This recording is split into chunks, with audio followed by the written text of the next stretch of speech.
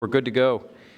We have an outstanding breakout session. I'm thrilled to be on a panel of what we've done here is put together really an incredible mix of backgrounds of individuals, as you'll see, not just when I go through the titles and the brief bios, but also as we talk through the experience of folks on the panel.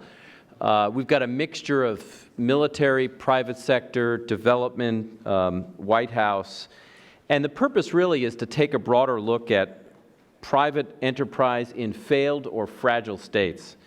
Fragility, as I think as anybody who has been involved in this business recognizes, is not characterized as a fixed state of affairs, but where there's more of a continuum. According to the OECD, as many as 56 countries globally have elements of fragility, and over 1.6 billion people, that's 22% of the global population, currently live in these kinds of fragile contexts. Moreover, an increasing number of people living in fragile situations are not necessarily even living in countries classified as poor, per se.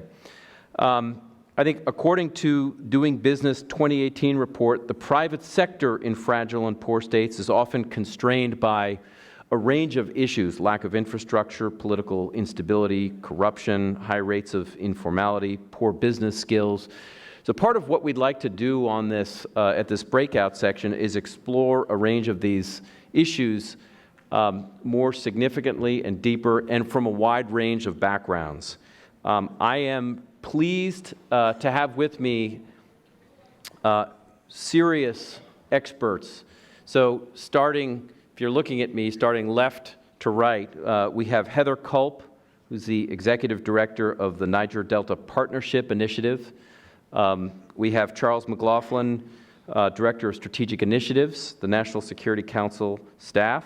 Sarah Alexander, who is Senior Advisor and Chair of the Investment Committee for Global Innovation Fund. And then we have General William Mayville, who's the Deputy Commander of Operations for U.S. Cyber Command, but also with a long-standing background deploying overseas, including Iraq and Afghanistan. And my name is Seth Jones. I am the Harold Brown Chair at CSIS, as well as the Director of the Transnational Threats Project, and have been involved in these kinds of fragile state situations, particularly when I was in the Department of Defense in U.S. Special Operations.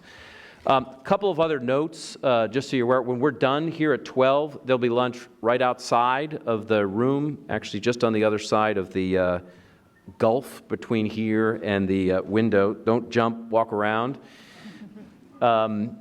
Second, we'll have some time near the end for some questions and answers. And Nick, if you can hold your hand up in the back. Nick will have one microphone, and Hannah over here will also have a microphone. So if you have questions when we get to that point, just raise your hand, and Nick or Hannah will come to you. If you could please turn off your cell phones, that would be great, and we will go ahead and get started. I'm going to start with Heather. And Heather, you've got experience working in countries like Nigeria and Angola. And if you could just walk us through how you approach development projects in places with security challenges like the ones you've had to deal with. What's your experience, and how did you approach that? Thank you, Seth, and thank you for letting me be here. I think when you're talking about development in a place like Angola, where when I was there was just emerging from decades of civil war, or a place like the Niger Delta, which is fraught with a lot of security challenges, the biggest piece about going towards looking at development is how do you do development and peace building together? And this is beyond conflict-sensitive development. And I think the company, Chevron, that I work for has realized this. In the beginning, when we were first working on the partnership initiative in Angola, it was really, at the time, that's what you talked about, right? How do you do development in a way that is sensitive towards conflict and isn't contributing to conflict. But now what we've learned from those lessons and are applying in the Niger Delta is, how do you go beyond that, and how do you do development in a way that has a lens towards peace building?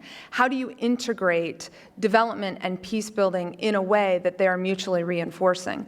I'm not here to tell you that we've got many of the answers or even all of the answers, but I think we've learned a couple things along the way. One of them is, in a place like the Niger Delta, where economics and lack of economic opportunity is one of the root causes of conflict, we have found ways to bring economic opportunities, income generation opportunities, to at-risk youth. And what we've said to them is, here, let's talk about aquaculture, for example, and how aquaculture can provide a living wage.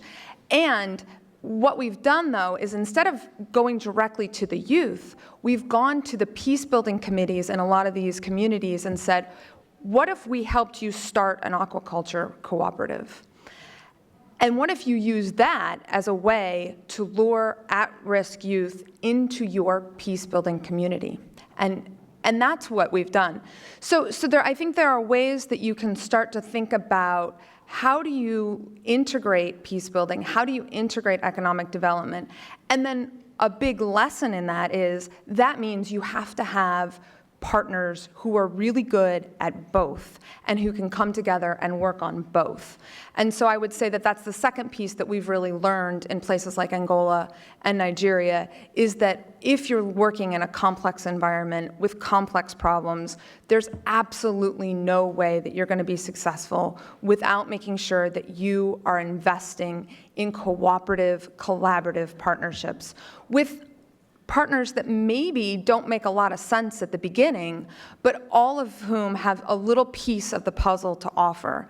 And so working with USAID, working with Flour Mills Nigeria, working with local Nigerian governments, working with former youth members of some of the militant groups, finding those partnerships that are going to give you different pieces of the puzzle. So I would say those two pieces, I think, are essential if you're looking at how do we achieve any kind of lasting sustainable development in a complex environment. So one follow-up question before we go to Charles is, can you talk for a little bit about what the peace-building communities you worked with and how they were organized, and any challenges or positive aspects of working with local peace-building communities? Because I think sometimes it's a challenge to identify what and who is operating on the ground. Yep. And I would say that's the first piece, right? I think the mistake that we observed in a lot of peace-building efforts around the world is that people tend to come in and lure people together with money and the promises of investment by saying, oh, if you work on peace, we'll give you money. What we did was we went in and we figured out who's already doing peace-building work on the ground with nothing.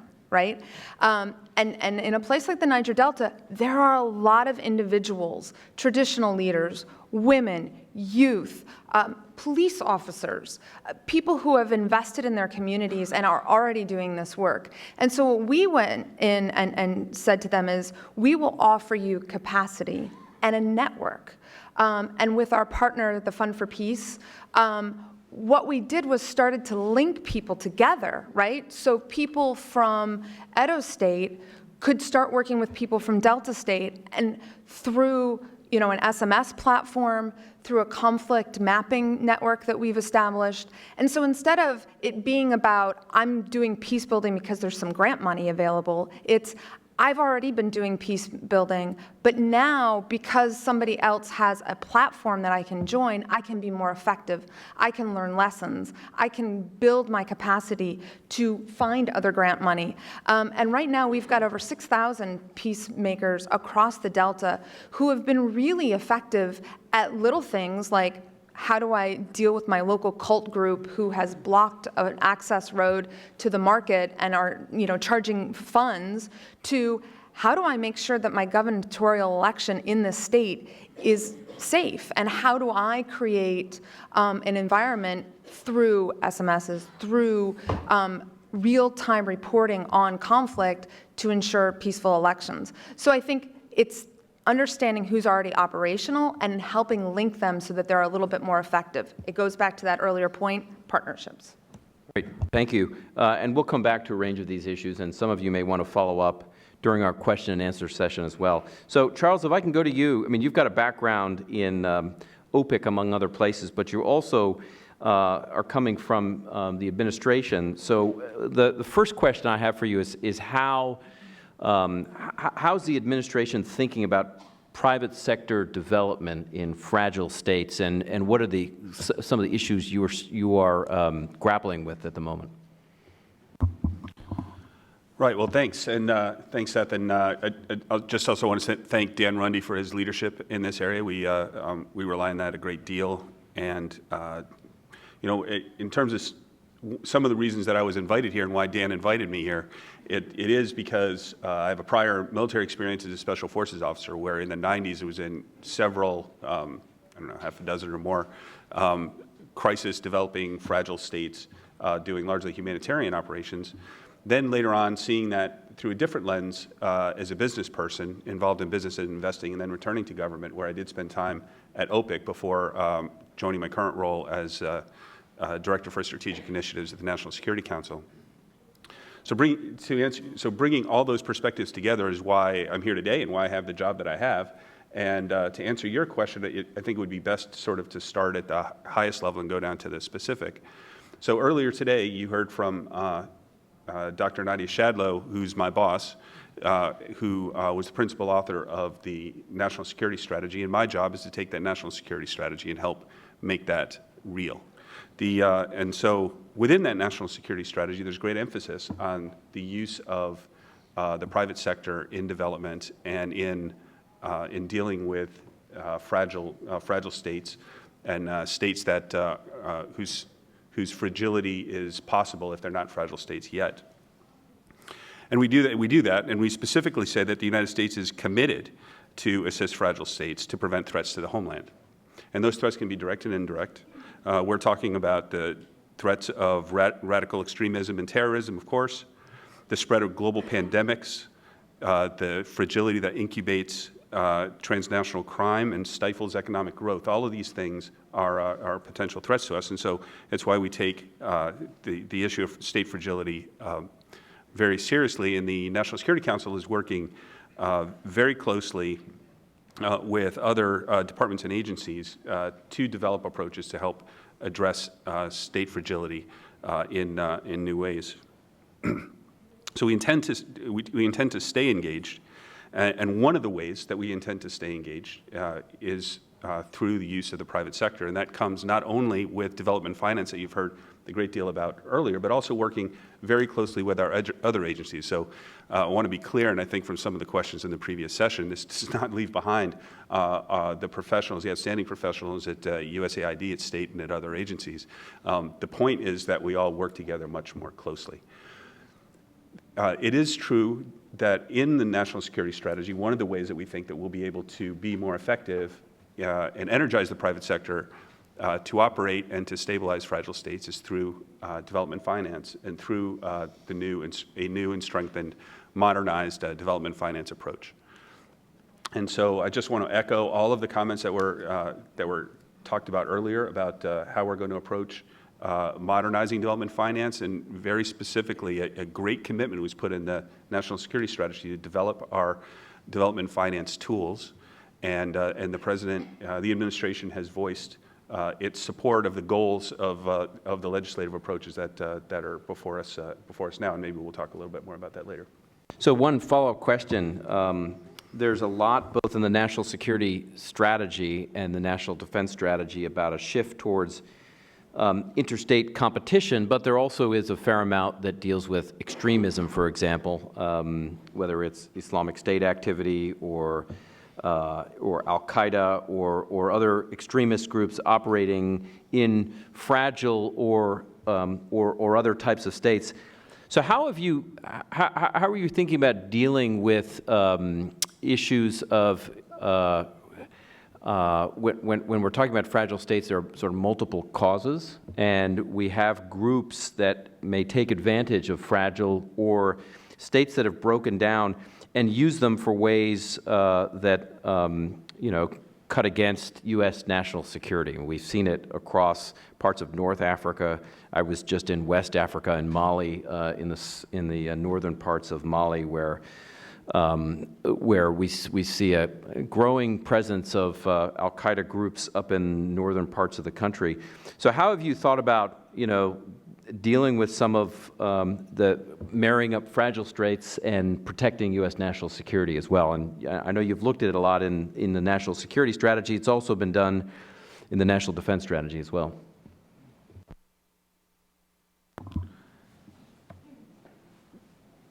There's easy question. Yeah, easy. How are we going to solve state fragility? In 2 minutes, go. Right. I think rather than going sort of in depth in all the various approaches, all I can say is that there are serious working groups at the department level, the agency level, and the interagency level taking on this particular issue and looking at it holistically and figuring out what are the key levers that we can approach, and then also one of the ones that under the current circumstances might be different from what's been tried before. Because, of course, this has been an issue that has been talked about in the academic literature and policy circles in government for a very long time. No one's come up with the absolute solution. I think we're just continuing to work the problem and continue to move forward, and trying to leverage the things that can be brought to the fore.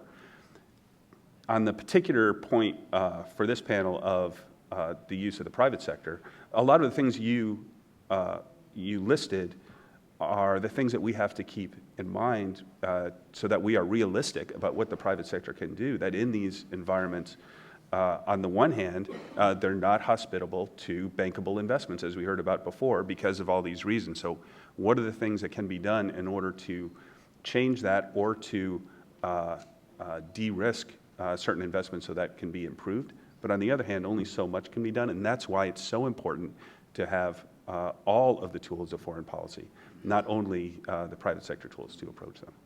Thank you. If we can move to Sarah then. Sarah, if you can talk a little bit about the Multilateral Development Banks. Based on your experience, how can the U.S. and MDBs incentivize finance, including blended finance, in fragile states? What are some of the lessons that you think are worth highlighting? Sure. Thank you. Excuse me. Thank you, Seth. And it's a privilege to be here. And thank you to Dan Rundy for inviting me as well.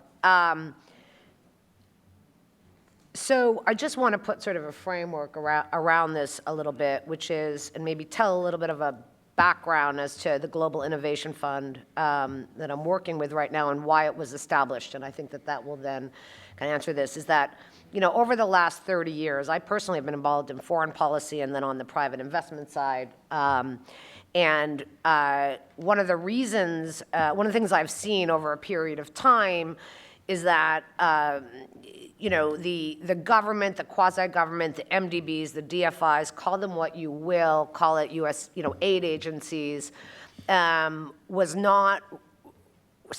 not really set up, besides a little bit on the DFIs, to really address the private capital issues and driving private capital into these, what we often call frontier market, frontier places, which overlaps to some degree with fragile, but not exactly.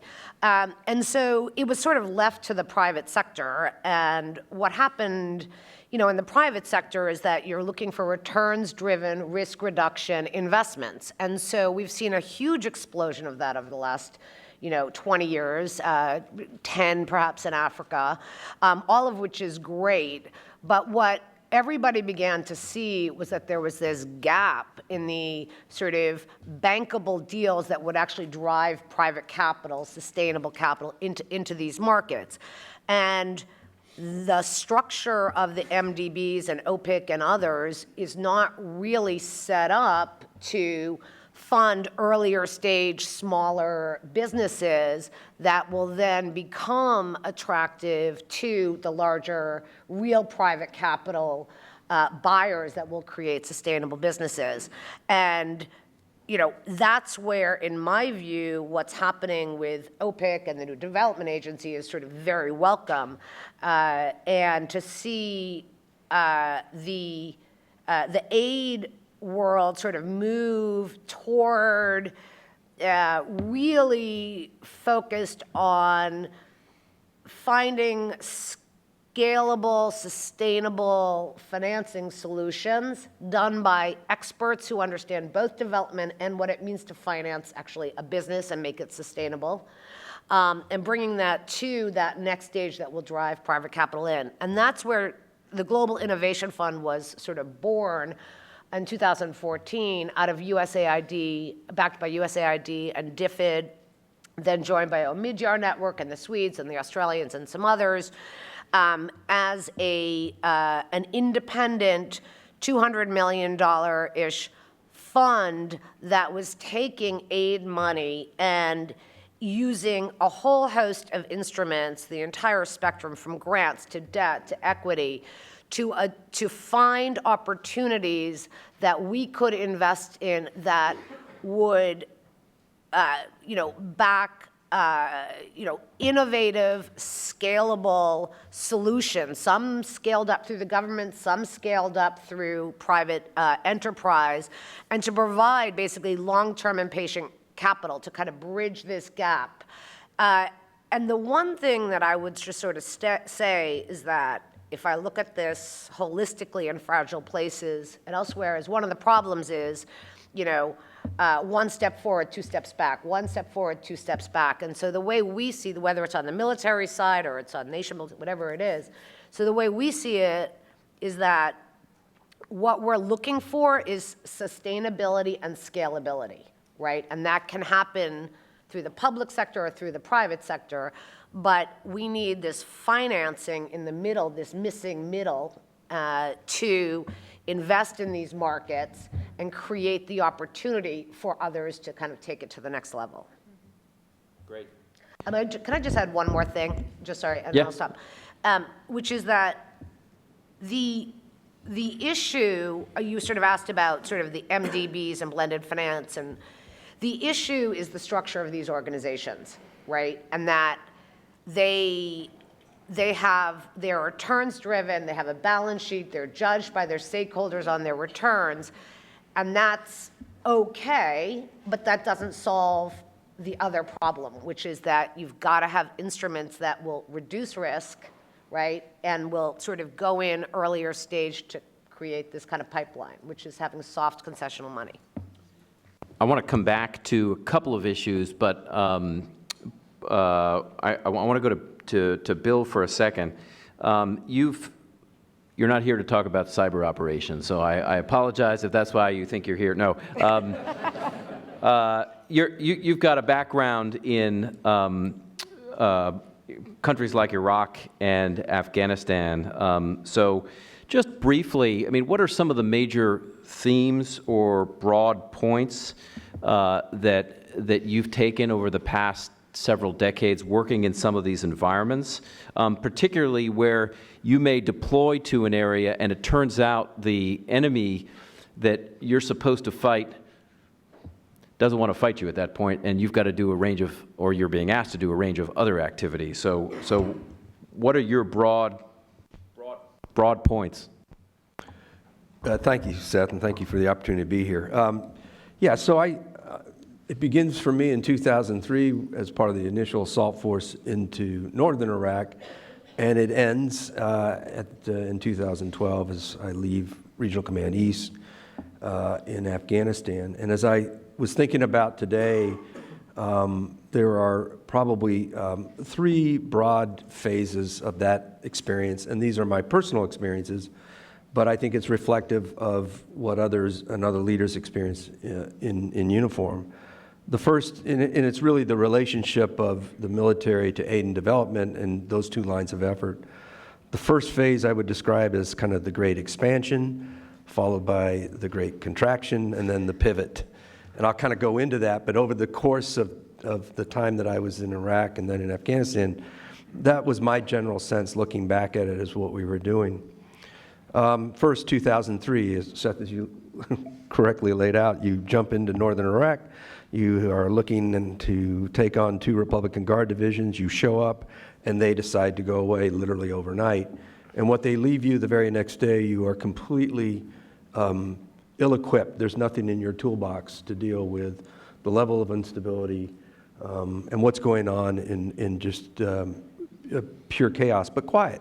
Literally what I saw the very next day in Kirkuk, where I went, was people just destroying the hospitals and taking everything out of stores, and yet there were traffic cops out there giving direction to cars, and I'm wondering, who do they think is going to pay them tomorrow? But that was the situation that we faced, and what you found very quickly was nothing in the toolbox was available to you. We brought tanks and artillery and paratroopers. None of that necessarily is what we needed at the moment.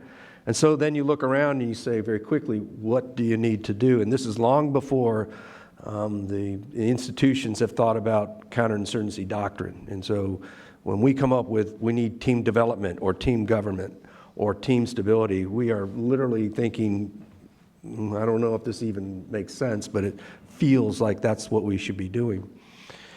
And so right off the bat, what we saw with aid, and more importantly development, was, first off, the first initial tools of development were from ORHA, and they are under Jay Gardner, and they were the suitcases of cash.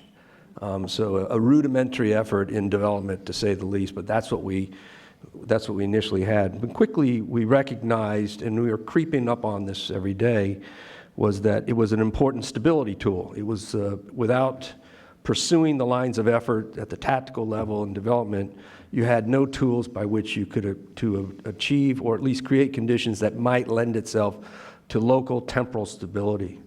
And over time, you recognized that it was a necessary function the longer we were going to be there to buy down our presence, so that our presence as a foreign entity was at least tolerated. If you didn't have something of value to the community, you had nothing, and nothing that we had in terms of what we jumped in with was of much use to them. It was more about what can you bring to help bring stability. And then later, as the insurgency started to rise, we recognized that there was it was an important tool as providing an alternative to those that would want to support and join the insurgents. I'm not dismissing that good work wasn't done, but there was a kind of a field expedient kind of realization at the very tactical level, which is what I'm at, that the development and the use of the development lines of effort played an important role in stability outright, but as the counterinsurgency started to emerge, a critical role in that effort. That's Iraq 2003, 2004. Now let's go to Afghanistan, where I'm there in 2005, 2006, 9, 10, 11, 12. And I lay that out so that you get the sense of the trace, because this relationship changes. When you go from Iraq to Afghanistan, and during that time period, there's a longer incubation period for the development military integration, and there's some more mature ideas. You have the provincial reconstruction teams that are in place. They're largely built under civil affairs organizations. They're augmented with development experts, and they have connective tissue to other organizations, and a stronger development line of support behind it. But tactically, they're separated from what the security forces are doing, and I think that was done in large effort to ensure that there was a longer arc view to what we were doing with that effort, and then that the effects from development investment would be more enduring. And then comes the surge, 2010. At this point, I am the Director of Operations and Strategy for then General McChrystal, so I'm intimately involved with the development of that plan. And what we are doing at that point with the surge of forces is the recognition that this development line of effort is central to the counterinsurgency campaign. There are 88 key districts. They later grow to 90, and I think ultimately 104, but they're all along the ring road. And the idea is that one of the major March objectives of the campaign was to create this belt of stability through the development line of effort. And then finally, after that, I leave, I come back, now I'm a division commander, and I'm in Regional Command East under John Allen. And at that point, there's a shift there's a consolidation of the development activities. They're no longer spread, if you will, to the very points, the forward edge of the frontline trace, wherever there's troops. There's a consolidation, a retraction of that, a consolidation at a higher level.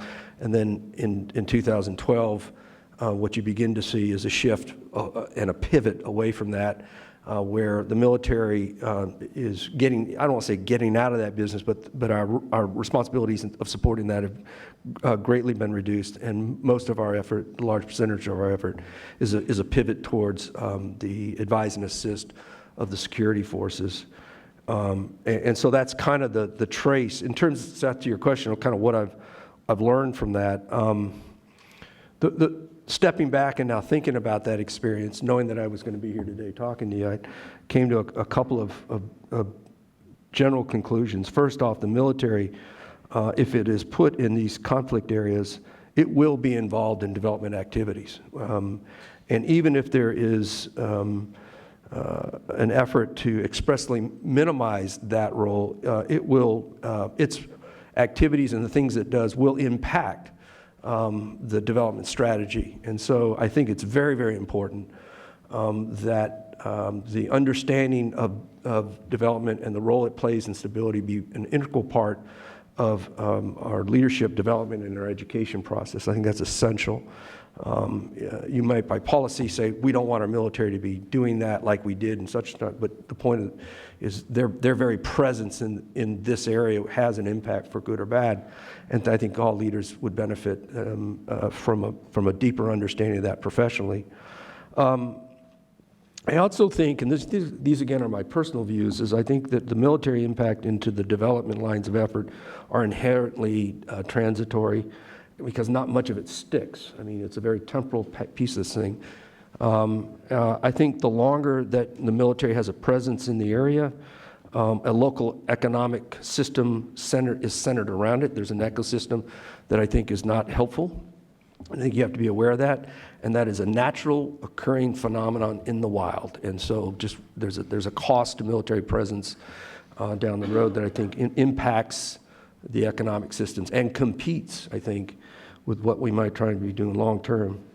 And any action that involves the exchange of resources or money, if you are involved in it, no matter how well intentioned you are, you will be viewed by some segments of that community as a corrupter, if only because they're the ones not getting as much as they want. And I think for anyone that's trying to legitimize their presence, it's a very difficult situation, and ultimately it's an argument that you won't necessarily win.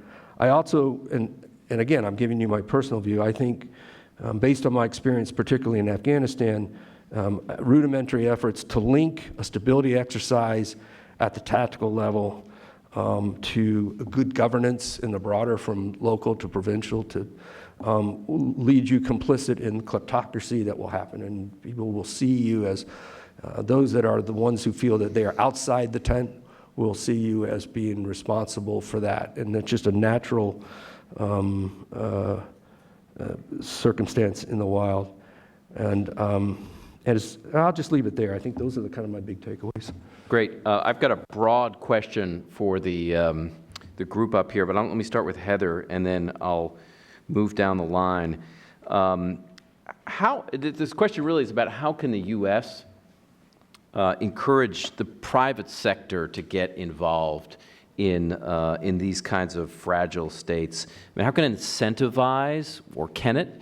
What are the challenges? Even in my time in several of these locations, there were structures established by the U.S., the Task Force Business Stability Operations, which, some of the after-action assessments of it were quite lethal in a few contexts. But starting with Heather, what's your sense of how the U.S. can encourage or incentivize the private sector to get involved?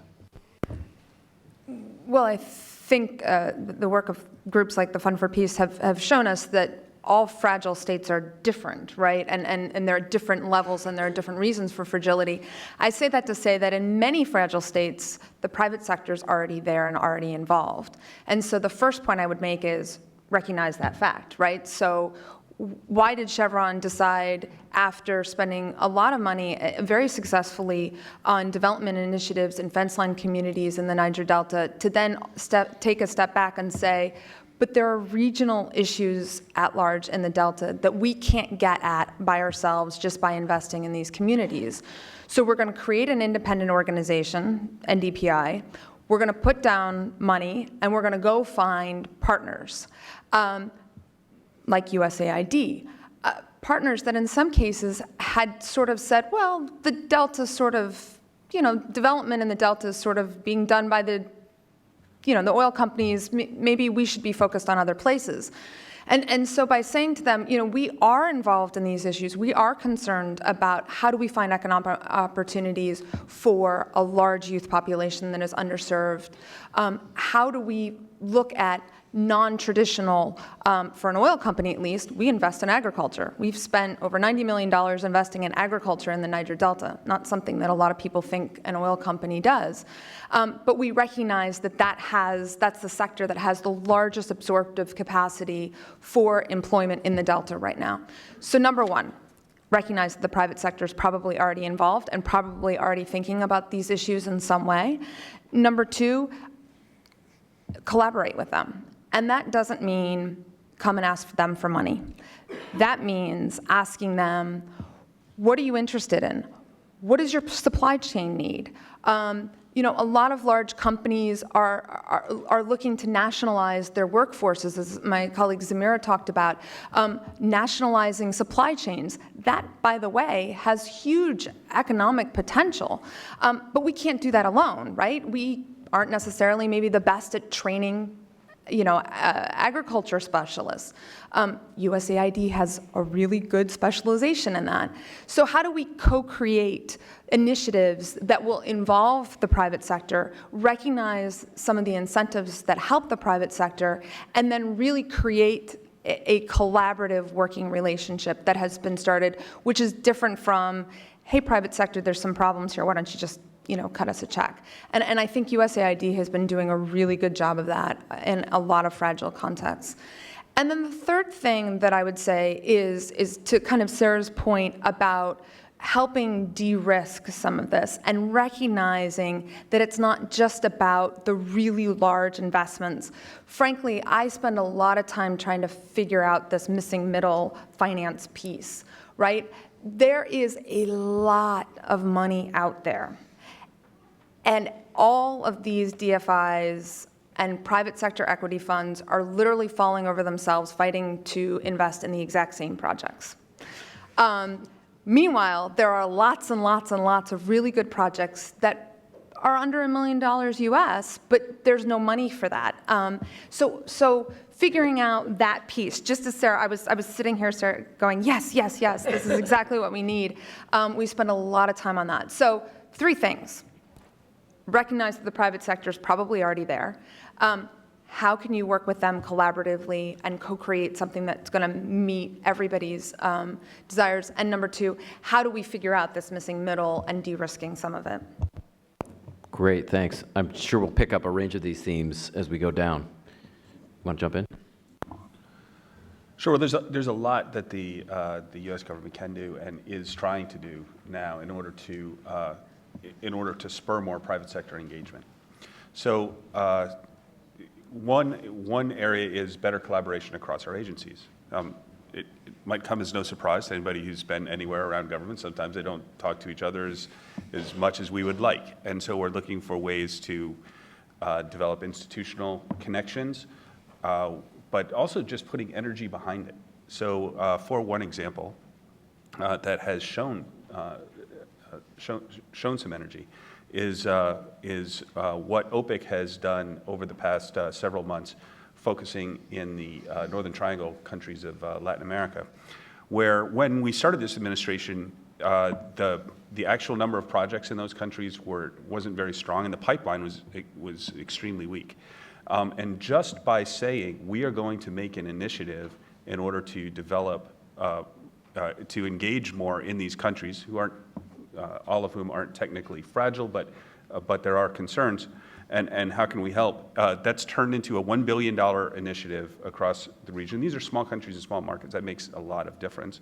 And going from very low numbers that there's over $200 million in current exposure just from OPIC now. Now, when OPIC operates, it often it provides loans and performs political risk insurance in order to get, the whole purpose is to get companies engaged who wouldn't otherwise be engaged by providing these financial products that would otherwise not be commercially viable. For instance, very long tenors on, say, an energy investment that you wouldn't be able to get from a private bank, those kinds of things. And so by able to bringing them, then that gives assurance and sends signals to other parts of the private sector and catalyzes other investment.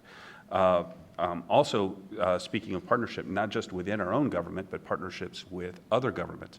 So over the course of this administration, we've signed agreements in order to seek opportunities to co-invest and take advantage of the tools of other countries with Japan, with Australia, and with Kazakhstan.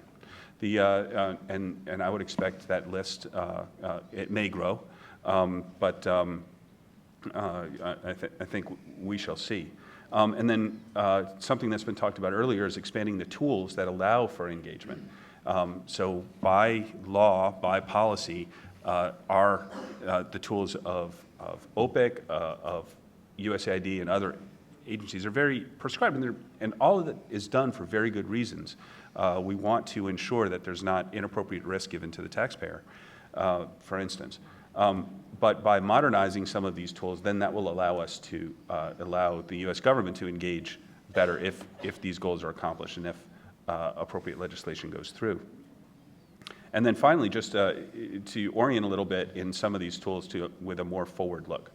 So some of these organizations like OPIC have what is termed a demand-driven model, meaning we need investors who know about OPIC and know about those opportunities and can meet the requirements to come in the door and ask for investment, rather than going out and looking just with a little more effort in order to show that we're available, show that the U.S. government tools are available, and then that will then generate more business, as we've seen with the Latin American example. Great, thanks. Sarah? Just building off of what Heather and Charles said, I guess the overarching kind of answer I would say about what we can do to further incentivize the private sector is really around this term of partnership. The U.S. government, however, or any government, however much it reforms, provides additional tools, et cetera, is not going to be set up to make, early seed stage $1 million, $2 million investments in these markets, which is really what's needed to create that deal flow for the larger deals to happen. And I've worked with OPIC and every other development bank for long enough and just the whole way is, it costs as much money to do a $1 million deal, or much money in time to do a $1 million deal as it does to do a $100 million deal. So there's just this natural tendency. So in my view, and GIF could be one of them, I'm just saying like this whole idea of, being a partner and finding other institutions that are trusted partners that can execute on the strategy for you or for others is, for whatever it is that you want, is a very, very important part of it. And there can be a learning in that too, right? I mean, maybe some of it is like seconding people to better understand, and the second thing is that the expertise just doesn't sit within government, right? I mean, I wish more of it did, and some of it does, but, the development expertise does, but not necessarily the understanding of the private sector and how to build up a business and what it takes to make it a sustainable business. And then the second part of the partnership side is around, encouraging, the Chevrons of the world or others to also develop partnerships. So we're experimenting right now just with, we've set up a corporate fund, which is a subsidiary within our main fund. And I don't think I'm yet allowed to sort of announce the first partner. But the idea is that one of the global, I don't know, they must be FTSE 10 or something like that, companies who have operations in all of these markets with supply chain issues and with other interests, they've been doing a lot of work on the grant side. But what they really want is for us to help them find, potential businesses that hit their supply chain, right? And it's broad enough that we're not working for them, but that sort of develop new and innovative solutions, and then they can take it from there, right? So and this is not, we're independent, so this is a fund that we're developing, and we need other businesses to come on board. But that's the kind of, approach I think that can then help the U.S. business community as well. Great, thanks. Bill? A couple of thoughts. First, Heather, I think correctly states that the private sector is probably already there in front of you. I'd go so far as to say that I think the private sector, its participation is often seen as more genuine, and so I think it's something that should be leveraged. To the extent that there's a soft power quality to it, I think the West has a competitive advantage, and I think we should leverage that. I think it's absolutely essential, based on my experience in the places that I've been, that efforts should promote local entrepreneurship, and that ought to, and who best to do that than folks that are entrepreneurs. I feel that outright development has some inherent vulnerabilities, and principally because of its exposure to social media. And I think we have to realize that today there is a way to which the linkage of outright development as a tool is an instrument of state, or those that are in support of that. I think you have to recognize there's some inherent vulnerabilities that may suggest that in some cases it's less appreciated today than maybe when I first was looking at it as a younger officer. And that's not to say that it is, but I just think that there's the outreach to partnerships and the looking to find other ways to get at this creates some resiliency to the effort. The last thing I'd talk about, and Seth, I did find a way to actually bring my cybercom experience here. Even better, thanks. Is to leverage the tools. I think there's opportunities there. By 2020, it's estimated that some 40%, I think it's about 37% of the world will have smartphones. And I think that as you look at those tools, there's opportunities to reach out to I'm thinking of blockchain technology, but there are activities going on in FinCorps today in which you can reach the underserved, the underbanked, or the unbanked, and I think that there are some technology opportunities there that we should exploit as well. Great. Well, we have Nick with a microphone, and then we have Hannah with a microphone. So why don't we take some couple of questions? We've got one right down here.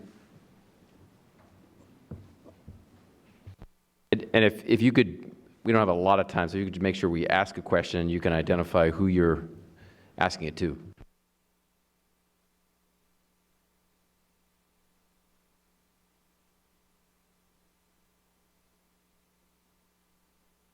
I'll just speak loud. We got a new mic. There. Okay. Frederick Ruiz-Ramon. I run a small company that does investments primarily in Africa and Latin America. Actually, I have two very quick questions. One is for Sarah, and it has to do with the de-risking issue. How much of what you look at involves local buy-in, in the sense of somehow finding ways to pool local private capital, which often is in small amounts, but if you can pool it, whether you call it angel investors or something else, allows you that $1 million or $2 million to do the types of projects you're talking about. And for Heather, I had a question. You mentioned, for example, the fish farming, something I've been involved in. When you do things of that nature, do you take account of the entire ecosystem? So in that particular example, it's not just the fish farming, it's the refrigeration, the transport, the processing and the ability to take it to market or to market it. So I'm curious to know if you look at a holistic investment when you look at things like that. Thank you very much. So thank you. That's a great question. So local buy-in and local participation, whether it's via capital or political or however it is absolutely critical to the sustainability.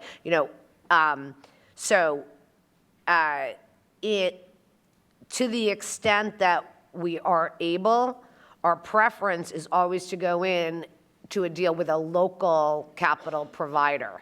One example that I'll just sort of mention is a company called Babangona, which actually operates in Nigeria for smallholder farmers. And because we have the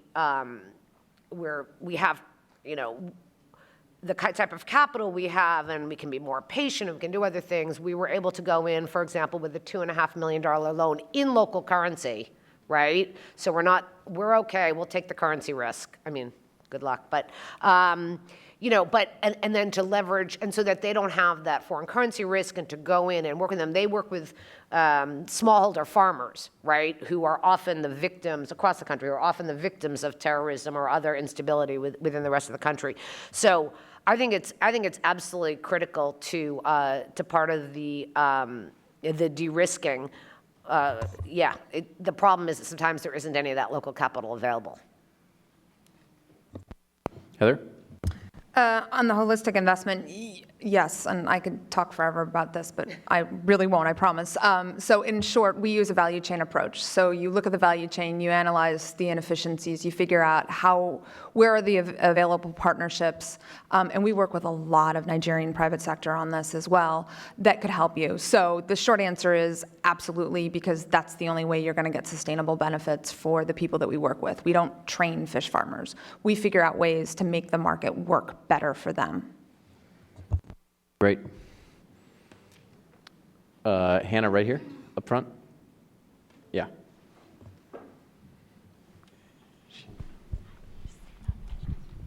I'm Greg Huger, the Assistant Administrator, USAID for Afghanistan and Pakistan. Question related to funding the missing middle. We've noticed that in Afghanistan, one of the things that works are private Afghan companies that go out to the countryside, no matter how dangerous it is, work with the people there to produce pomegranates or rugs or whatever, and they can sell it in India, the Gulf, or regional markets. And we're working with the government to put in place the infrastructure to support that. So air cargo bridge to regional markets, trade events in the regional markets, one-stop documentation centers coming soon to 4 different communities near you in Afghanistan, export processing zones in the airports. And the companies are growing. Exports have increased by 39% in the last year. But as it grows, there's a challenge of finding the funding, the financing for those businesses to grow. They're in a market, they're making money, new ones are coming in, but it's the question that you pointed out earlier, which is financing that missing middle. And these are Afghan businesses increasingly linked up with business partners in the Gulf and in India and places like that to whom they've been selling.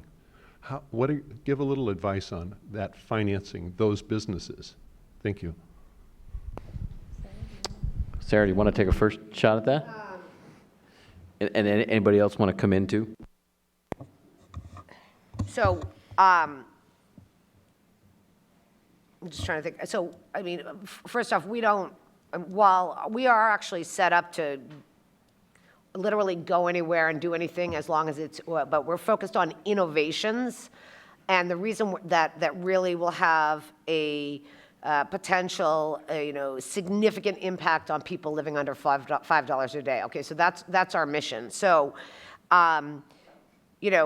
we are kind of like venture capital for these fragile places. Is kind of like we're willing to take higher risk, et cetera. In terms, so wouldn't think that we're the right partner for something like that, but I would think, and I'm sorry to say this, but if they're selling into the Gulf and they're selling into India, that is probably where the additional financing should come from and is going to come from, because maybe you have a different view, but yeah, I mean, that's where the interest is to grow these businesses. Maybe that's politically incorrect to say that, but, and it's certainly not from national security perspective. I mean, but yeah. I'll go so far as to say, as one whose profession is to capitalize on emerging technologies and exploit them to our advantage, I think there's opportunities here with the open ledgers that, blockchain and others that I mentioned earlier. What I think the development community needs to do, and I think the Treasury and others, is I think these institutions and your expertise needs to get into the domain that we're now in as a military, which is the cyber domain. I think there are tools out there. There are some cutting-edge things. I'm aware of it simply because I'm curious, not because I have any reason for it as a military person. But I know for a fact that there are many underserved here in the United States that the banking industry would like to reach for purposes of banking. And the reason is that this is not a comment on policy, but just the onerous process of oversight and whatnot. And what that technology does for them, what the promise of that technology is that it would reduce that, and it'll find a quick and open way that everyone sees as verifiable and trustworthy, and you can penetrate parts of the market where either individuals are underbanked or unbanked and are really no credit liability or could meet all of those things. And there's a way to arrange that with the technology that's today. What needs to happen is, whether that's completely right or not, or I'm too far in front of the work, is that I think these communities, development communities, those of you that are in this business, need to look and see how you can leverage the technology that's out there, because I think there's real promise and opportunity, and it gets at the how.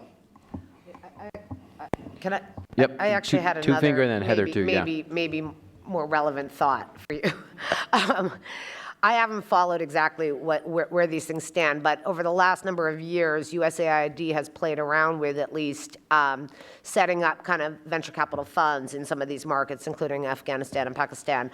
The issue really is about the way these things are structured. So I know of at least one Pakistan fund that, because of the way USAID did it, never actually was able to close. I mean, this is a big problem that OPIC has too. But if you want people to come in, you got to create a fund that is, attractive to private capital, given the returns. But that was something that, so you can do it in Afghanistan, and you can get private capital in there to actually go and fund these companies, and that's one way to drive U.S. capital into it.